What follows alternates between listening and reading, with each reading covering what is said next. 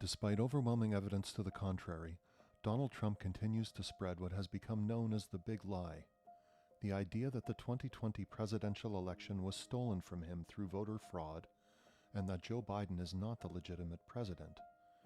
A large part of these election denial claims revolve around Dominion voting systems. The accusations leveled at Dominion are considerable.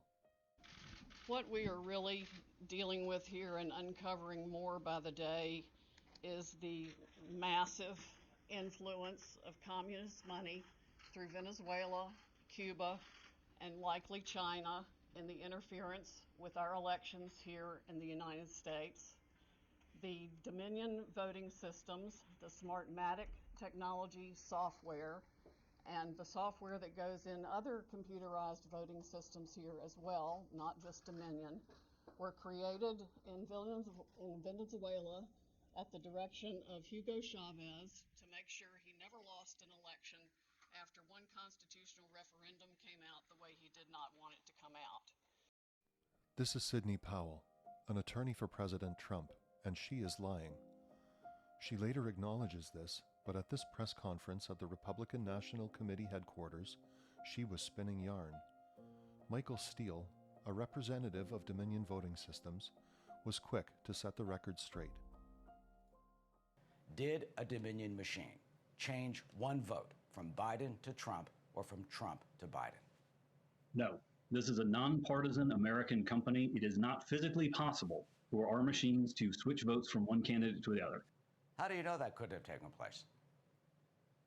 Well, it's physically impossible. Look, when a voter votes on a Dominion machine, they fill out their ballot on a touchscreen. They're given a printed copy, which they then give to a local election official for safekeeping.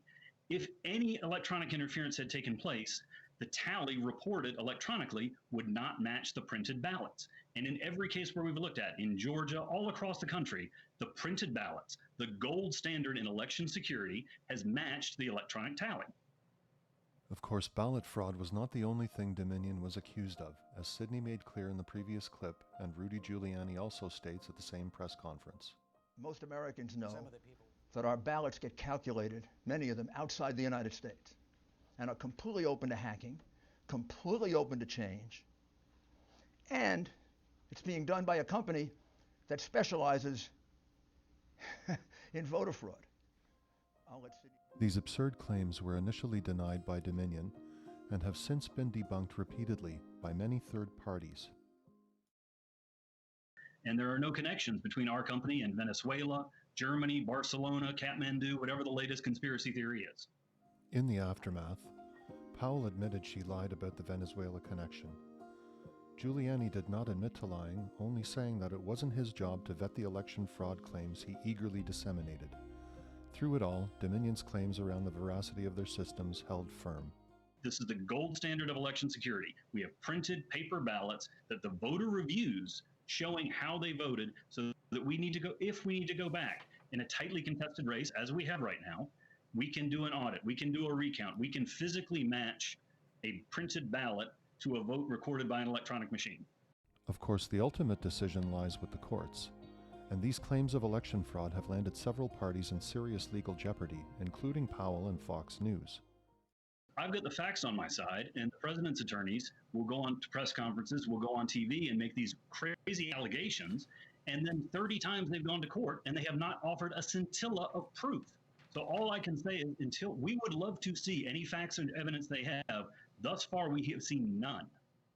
And as noted by Steele, the former president's legal challenges to the election have come up almost entirely in defeat, with his losses now standing at 61 of 62 cases, many in courts presided over by judges he appointed.